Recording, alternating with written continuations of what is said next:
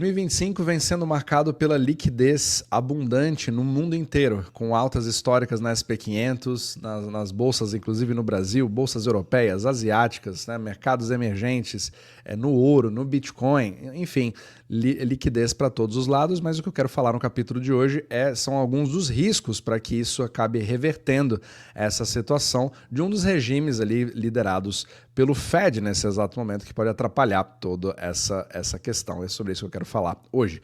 Então, primeiramente, a gente precisa voltar sobre algo que, em princípio, não é uma coisa tão preocupante, mas que muitos mostram isso na internet como se fosse o fim do mundo, que é o que a gente chama de RRP. O RRP, ele é como se fosse uma conta ali de investimentos dos Bank Reserves excedentes, ou seja, da liquidez excedente em dólares, que são depositadas no Fed, que colocam meio que aquele piso do juro que serve como referência para o resto. Afinal de contas, não faz sentido emprestar para ninguém abaixo disso, porque você já consegue com zero risco fazer essa tabelinha com o próprio Fed. Só que isso é sempre baseado em excedente, né, em liquidez excedente.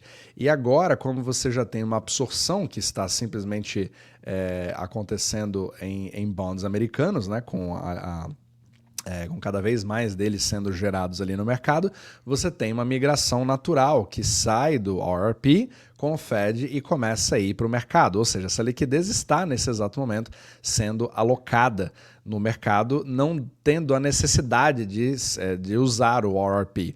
Só que o RRP ele pode ser visto como, que é o que a gente chama de reverse repo, ele pode ser visto como se fosse um colchão, né? Como uma segurança para aquele excedente, algo que você pode usar a qualquer momento. Ele sai da economia naquele momento, né? Mas ele pode ser injetado ao longo do tempo. Então, é uma forma de você observar. Então, nesse ponto de vista, você está vendo uma liquidez que acaba secando. Então, você já não tem mais aquele colchão, né, de emergência. Então, esse é um dos primeiros aspectos que a gente está vendo, porque o RRP, naturalmente, ele acaba sendo zerado, porque agora ele está recompondo a conta do Tesouro. Só que o que realmente começa a chamar um pouco mais atenção é um dos regimes principais do Fed, que já vem acontecendo ali desde 2022, que é o que a gente chama de QT, Quantitative Tightening, onde você começa a apertar a liquidez. E antes de entrar nos detalhes disso, o QT é uma coisa que eu explico bastante no meu Substack, né, para todo mundo que vem acompanhando. Se você for novo aqui, seja muito bem-vindo. Às vezes você pode estar acompanhando pelo YouTube também. Eu tenho todos os vídeos gratuitos que eu faço aqui de segunda a sexta-feira, mas também vídeos exclusivos para membros, onde eu tenho como se fosse uma mini universidade, explicando todos os detalhes de para onde vai a liquidez do mundo e por que é importante você aprender isso para os seus investimentos. Mas para aqueles que gostam de uma coisa um pouco mais prática, lancei recentemente o Portfólio OmniMacro desde o dia 4 de abril, onde eu faço ali a publicação gratuita dos resultados até então dos investimentos, né? Então nós estamos nesse exato momento a quase 12%, vou fazer a atualização do portfólio em breve, mas para os membros eu também compartilho a minha própria alocação para que você veja exatamente e siga os movimentos do portfólio. Então todos os links também na descrição abaixo. Se você também tiver dúvidas, pode entrar em contato pelo WhatsApp também e tá tudo aqui embaixo nos links da descrição. Então vamos continuar. Como é que funciona o QT? Ele é muito pouco entendido porque se fala muito mais sobre o QE, que é o Quantitative Easing, quando você, em princípio, afrouxa, que é como todo mundo conhece o Fed como uma impressora de dinheiro, mas que eu já explico em vários outros capítulos como isso não é verdade. O Fed não tem a capacidade de imprimir dinheiro da forma que as pessoas imaginam. Isso acontece de uma forma diferente. E no QE, você simplesmente injeta dinheiro que você criou do além para comprar títulos da dívida pública dos bancos. Só que isso acaba sendo um jogo de soma zero. Você tira um tipo de ativo e coloca outro. Isso não aumenta o dinheiro circulante na economia. Por isso, ele cria ali o mito. Mas isso é para um outro capítulo. O QT, ele não é bem o contrário. Ele é uma coisa um pouco diferente.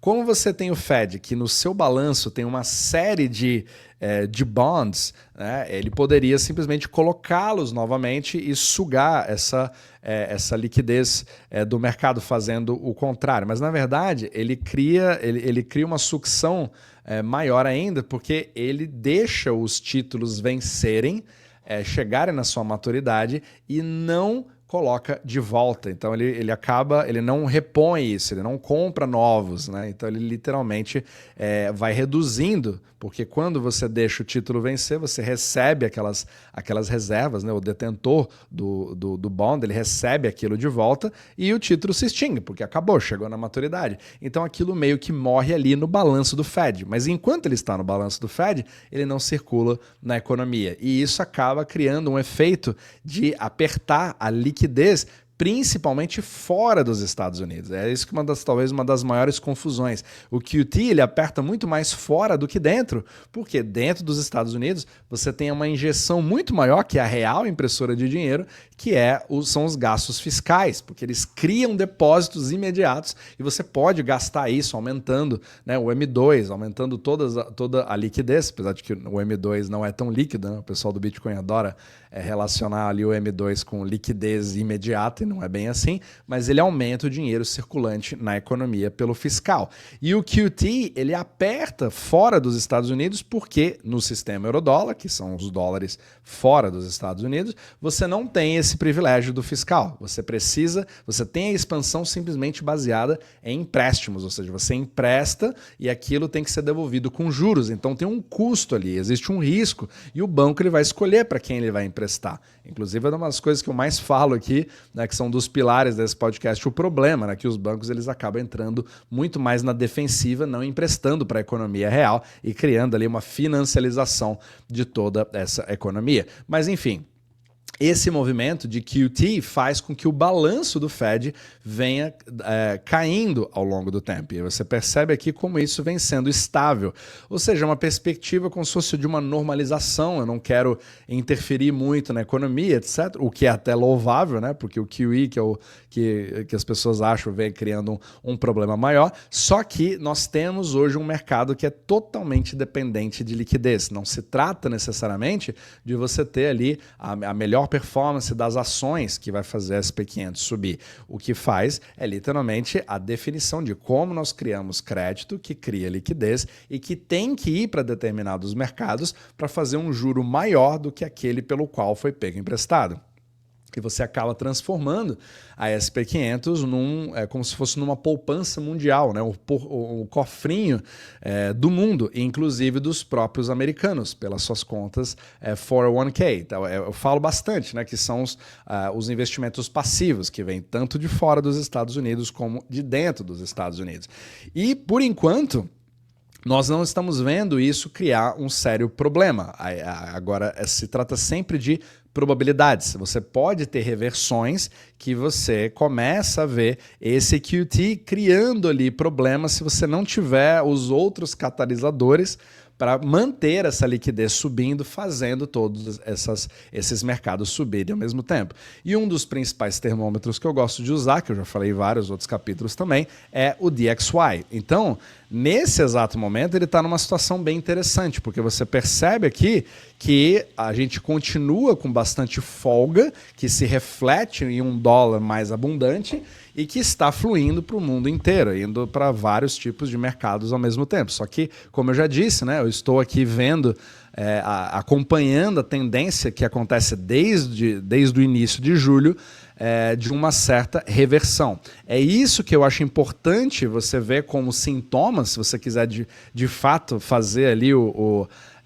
monitoramento desse movimento, que pode criar ali uma contração, que pode derrubar mercados, é justamente a retração do dólar. Porque no momento em que o crédito não consegue fluir, ou os bancos já se estenderam ao máximo, e você tem uma alavancagem máxima no mercado, você começa a ter os primeiros problemas de inadimplência, e aqueles dólares foram criados, todos eles, né? Lembrando, se você imprime via empréstimo bancário, digita, né? Na verdade, não existe o papel no sistema eurodólar, mas você digita esse dinheiro existindo a partir de agora $1 milhão, ele sempre tem um juro atrelado. Então você tem uma demanda maior do que $1 milhão para pagar aquela dívida. E para isso você precisa de mais dívida. É assim que todo o sistema monetário global funciona. Agora, quando esse ciclo começa a parar e você não consegue ter o refinanciamento daquilo, aí você começa a perceber o problema, e esse problema é deflacionário, criando dólares cada vez mais escassos, e isso se reflete no DXY, e é por isso que ele age como se fosse uma gangorra, como aquela bola de vôlei que você empurra dentro da piscina, e o empuxo traz ela sempre para cima de volta. O problema é quando o dólar sobe e não quando o dólar cai. Então o mundo inteiro, inclusive o próprio Trump, deseja, né, que você tenha dólares mais fracos em relação ao resto do mundo. Isso ajuda o resto do mundo a ter um balanço denominado em dólares maior, né? Se você está em euros, se você está em iene, etc., eles valem mais naquele exato momento. E também, para quem deve em dólares, fica mais fácil de servir a própria dívida, e isso permite a circulação e a alta velocidade desses dólares. Então é tudo uma grande teia de aranha, por isso que eu tento trazer bastante dessa mecânica monetária, porque essa reversão, principalmente se ela acontece em alta velocidade, se você tem uma subida muito forte, isso cria uma série de engasgos que afetam a SP500, trazem bastante mau humor nos mercados, e aí, obviamente, acaba afetando também outros mercados, como no Brasil, como na Europa, etc. Então, mais ou menos esse tipo de ferramenta que eu queria passar para você entender, principalmente como o QT acaba não ajudando, né, nesse caso, cria uma força negativa que já vem acontecendo desde 2022, mas hoje ela não está se demonstrando. Ela age, mas outras contracorrentes são mais fortes. Mas no momento em que você tem uma retração de liquidez enquanto o Fed está fazendo QT, isso pode até não ser bearish, mas não é bullish, né? Não é uma coisa que ajuda. Então acaba atrapalhando bastante o processo. Agora, é uma emergência iminente? Não nesse exato momento, mas é uma das coisas para você colocar no seu radar, que eu também vou acompanhando ao longo do tempo para a gente estipular as probabilidades e ver como o mercado vai se comportando a partir de agora.